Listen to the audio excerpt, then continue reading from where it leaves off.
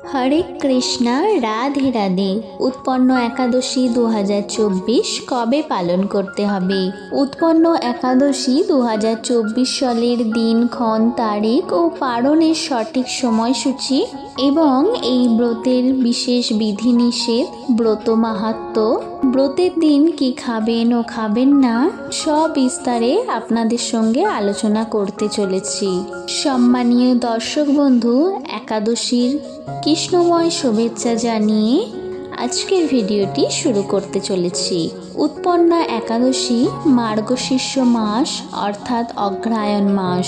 এই মাসে কৃষ্ণপক্ষে যে একাদশী তিথি পালন করা হয় তা জগতে উৎপন্না একাদশী নামে প্রসিদ্ধ। প্রথমেই জেনে নিই একাদশী ব্রত মাহাত্ম্য। ওং নমঃ ভগবতে বাসুদেবায় নমঃ। জয় শ্রীকৃষ্ণ, রাধে রাধে। অর্জুন বললেন, হে দেব, অগ্রহায়ণের পুণ্য প্রদায়ী কৃষ্ণপক্ষের একাদশীকে কেন উৎপন্ন বলা হয় এবং কী জন্যে বা এই একাদশী পরম পবিত্র ও দেবতাদের প্রিয় তা জানতে ইচ্ছা করি। আপনি কৃপা করে আমাকে বলুন। ভগবান বললেন, হে পৃথাপুত্র, পূর্বে সত্যযুগে মূর নামে এক দানব ছিল। অদ্ভুত আকৃতি বিশিষ্ট সেই দানবের স্বভাব ছিল অত্যন্ত কোপন। সে দেবতাদেরও ভীতিপ্রদ ছিল। যুদ্ধে দেবতাদের এমনকি স্বর্গরাজ ইন্দ্রকে পর্যন্ত পরাজিত করে স্বর্গ থেকে বিতাড়িত করেছিল। এইভাবে দেবতারা পৃথিবীতে বিচরণ করতে বাধ্য হয়েছিল। তখন দেবতারা মহাদেবের কাছে গিয়ে নিজেদের সমস্ত দুঃখ সবিস্তারে জানালেন। শুনে মহাদেব বললেন, হে দেবরাজ, যেখানে শরণাগত বৎসল্য জগন্নাথ গরুধ্বজ বিরাজ করছেন, তোমরা সেখানে যাও। তিনি আশ্রিতদের পরিত্রাণকারী, তিনি নিশ্চয়ই তোমাদের মঙ্গল করবে। দেবাদিদেবের কথা মতো দেবরাজ ইন্দ্র দেবতাদের নিয়ে ক্ষীরসমুদ্রের তীরে গমন করলেন। জলে শায়িত শ্রী বিষ্ণুকে দর্শন করে দেবতারা হাত জোর করে তার স্তব করতে লাগলেন। স্তুতির মাধ্যমে নিজ নিজ দৈন্য ও দুঃখের কথা তারা ভগবানকে জানালেন। ইন্দ্রের কথা শুনে ভগবান নারায়ণকে বললেন, হে ইন্দ্র, সেই মূঢ় দানব কী রকম, সে কেমন শক্তিশালী তা আমায় বলো। ইন্দ্র বললেন, হে ভগবান, প্রাচীনকালে ব্রহ্মবংশে তালযজ্ঞা নামে এক অতি পরাক্রমী অসুর ছিল। তারই পুত্র সেই মূঢ়, অত্যন্ত বলশালী, ভীষণ উৎকট ও দেবতাদেরও ভয় উৎপাদনকারী। সে চন্দ্রাবতী নামে এক পুরীতে বাস করে। স্বর্গ থেকে আমাদের বিতাড়িত করে তার স্বজাতি কাউকে রাজা, কাউকে অন্যান্য দিকপাল রূপে প্রতিষ্ঠিত করে। এখন সে দেবলোক সম্পন্ন অধিকার করেছে। তার প্রবল প্রতাপে আজ আমরা পৃথিবীতে বিচরণ করছি। ইন্দ্রের কথা শুনে ভগবান দেবদ্রোহীদের প্রতি অত্যন্ত ক্রোধান্বিত হলেন। তিনি দেবতাদের সঙ্গে চন্দ্রাবতী পুরীতে গেলেন। সেই দৈত্যরাজ শ্রীনারায়ণকে দর্শন করে পুনঃ পুনঃ গর্জন করতে লাগলেন। দেবতা ও অসুরদের মধ্যে তুমুল যুদ্ধ শুরু হয়ে গেল। যুদ্ধে দেবতারা পরাজিত হয়ে এদিক ওদিক পালিয়ে গেল। তখন যুদ্ধক্ষেত্রে শ্রীনারায়ণকে একা দেখে সেই দানব তাকে দাঁড়াও দাঁড়াও বলতে লাগলো। শ্রী ভগবানও ক্রোধে গর্জন করে বললেন, রে দুরাচার দানব, আমার বাহুবল দেখো। এই বলে অসুরপক্ষীয় সমস্ত যোদ্ধাদের দিব্য বাণের আঘাতে নিহত করতে লাগলেন। তখন তারা প্রাণভয়ে নানা দিকে পালাতে লাগলো। সেই সময় নারায়ণ দৈত্য সৈন্যদের মধ্যে সুদর্শন চক্র নিক্ষেপ করলেন। ফলে সমস্ত সৈন্য ধ্বংসপ্রাপ্ত হলো। একমাত্র মূঢ় অসুরই জীবিত ছিল। সেই অস্ত্রযুদ্ধে নারায়ণকেও পরাজিত করল। তখন নারায়ণ দৈত্যের সাথে বাহুযুদ্ধে লিপ্ত হলেন। এইভাবে দেবতাদের হিসাবে 1000 বছর যুদ্ধ করেও ভগবান তাকে পরাজিত করতে পারলেন না। তখন শ্রীহরি বিশেষ চিন্তান্বিত হয়ে বদরিকা আশ্রমে গমন করলেন। সেখানে সিংহাবতী নামে একটি গুহা আছে। এই গুহাটি এক দ্বার বিশিষ্ট এবং 12 যোজন অর্থাৎ 16 মাইল বিস্তৃত।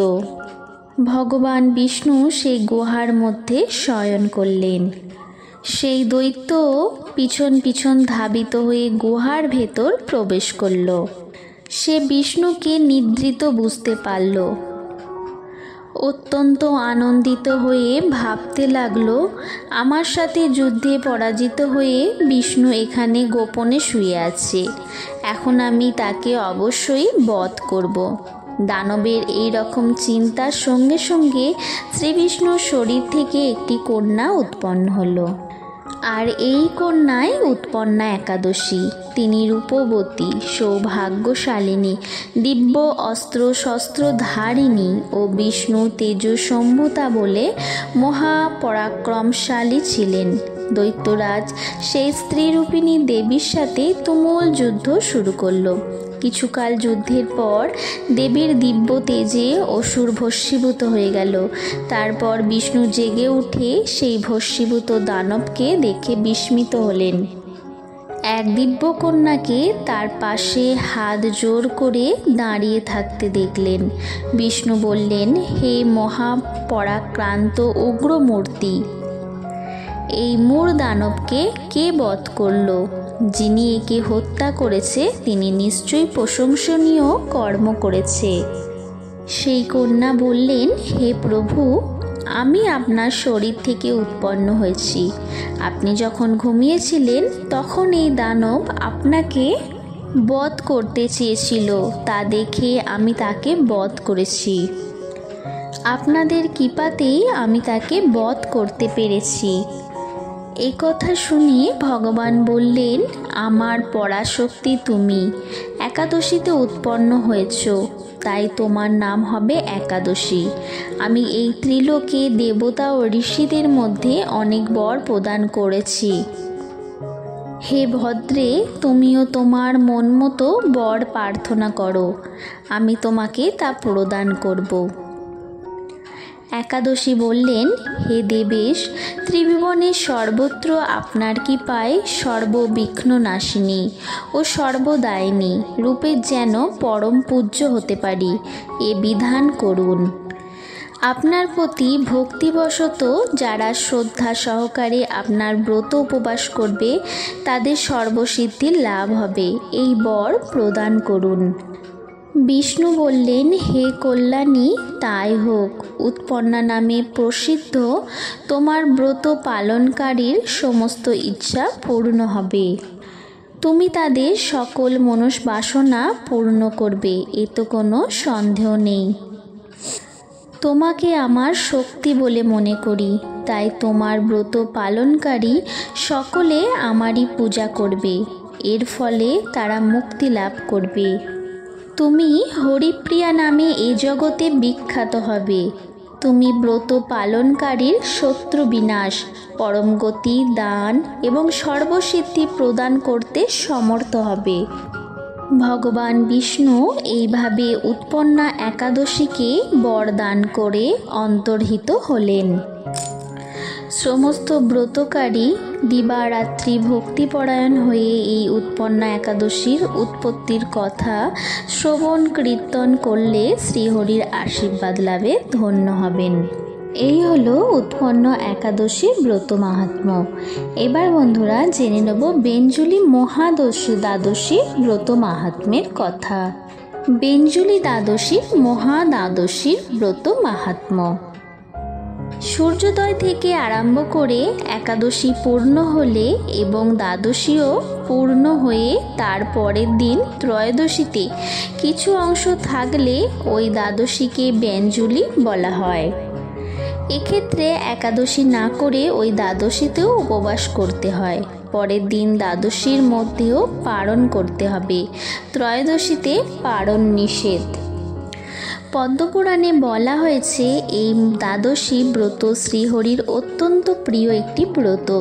একটি অশ্বমেধ যজ্ঞ 1000 অগ্নিষ্টম থেকে শ্রেষ্ঠ, আবার একটি বাজপেয় 1000 অশ্বমেধ থেকে আরও বেশি শ্রেষ্ঠ, একটি পুণ্ডরিক 1000 বাজপেয় থেকে অধিক ফল বিশিষ্ট, একটি সৌত্রামণি সহস্র পুণ্ডরিক থেকেও শ্রেষ্ঠ, একটি রাজসীয় 1000 সৌত্রামণির চাইতেও শ্রেষ্ঠ, কিন্তু একটি বেঞ্জলি ব্রত সহস্র রাজসীয় অপেক্ষা অধিকতর শ্রেষ্ঠ।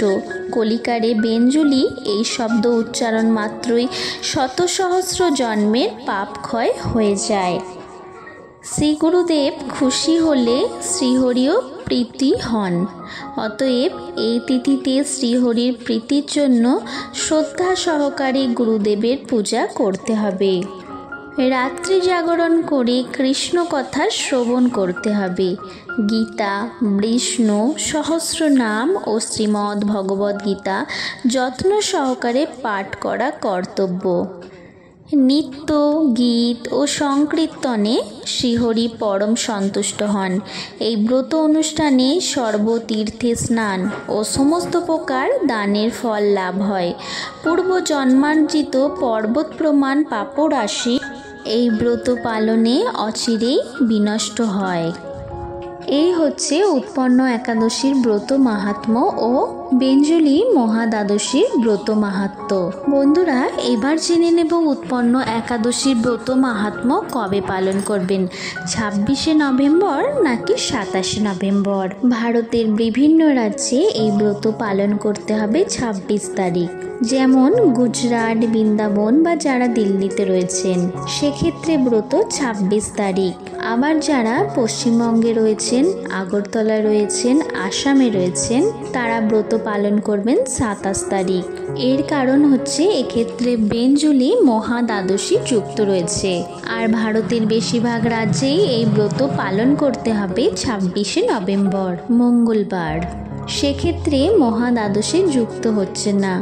বেঞ্জলি মহাদ্বাদশী কি, এই সম্পর্কে ব্রহ্ম বৈবর্ত পুরাণে উল্লেখ রয়েছে যে যদি কখনো এমন হয় একাদশী তিথির ব্রাহ্ম মুহূর্তে থেকে শুরু হয়ে সমগ্র দিন থেকে পরের দিন দ্বাদশী তিথিও সম্পন্ন হচ্ছে, পুরো দিন থাকছে এবং তার পরের দিন অর্থাৎ ত্রয়োদশী দিন যেই দিন থাকার কথা ওই দিন সূর্য উদয়ের পরেও আরও কিছু সময় থাকছে দ্বাদশী তিথি, অর্থাৎ দ্বাদশী তিথি বর্ধিত হচ্ছে, সেক্ষেত্রে দ্বাদশী তিথিরও ব্রত পালন করতে হবে। এই দ্বাদশীর নাম মহাবেঞ্জলি দ্বাদশী। এই সম্পর্কে পদ্মপুরাণে উল্লেখ রয়েছে যদি কেউ এই একাদশী অর্থাৎ একাদশী যুক্ত মহাবেঞ্জলি দ্বাদশী ব্রত পালন করেন তাহলে তার 1000 রাজস্বীয় যজ্ঞের ফল লাভ হয়। আরও অনেক মাহাত্ম্য যা আগেই আপনারা মহাবেঞ্জলি দ্বাদশীর ব্রত কথাই জেনেছেন। এবার বন্ধুরা জেনে নেব যে পালনের সঠিক সময়সূচি। উৎপন্ন একাদশী 2024 বাংলাদেশে একাদশী পালন করা হবে 27শে নভেম্বর। আর পরের দিন পালনের সময় হলো সকাল 6:30 থেকে 6:56। আর আমাদের পশ্চিমবঙ্গে একাদশী ব্রত পালন হবে 27শে নভেম্বর 2024। আর পালনের সময়সূচি সকাল 6:06 থেকে সকাল 6:26। খুবই অল্প সময়, আপনারা সঠিকভাবে সময় অনুযায়ী পালন করবেন। বন্ধুরা, একাদশী তিথিতে পঞ্চরবি শস্য বর্জনীয়, কোনো ক্ষৌর কার্য করা যায় না যাতে রক্তক্ষরণ না হয় সেদিকে বিশেষভাবে লক্ষ্য রাখবেন। কোনো নেশা জাতীয় বস্তু ভুলেও গ্রহণ করবেন না। একাদশীর দিনে ফলমূল অনুকল্পাদি প্রসাদ গ্রহণের মাধ্যমে হরিনাম সংকীর্তন এবং শ্রীমদ্ ভগবদ্ গীতা পাঠ করুন, শ্রবণ করুন। একাদশী পালনের প্রকৃত উদ্দেশ্য কেবল উপবাস করা নয়, নিরন্তর শ্রী ভগবানের শরণাপন্ন হওয়া। শ্রবণ কীর্তনের মাধ্যমে এই একাদশী দিনটি অতিবাহিত করুন। জয় শ্রী উৎপন্ন একাদশী, জয় শ্রী রাধা কৃষ্ণ, জয় শ্রীকৃষ্ণ। রাধে রাধে। ভালো থাকবেন বন্ধুরা, সকলে সুস্থ থাকবেন। আবার কোনো নতুন পর্বে আপনাদের সঙ্গে দেখা হবে। ঈশ্বর আপনার মঙ্গল করুক।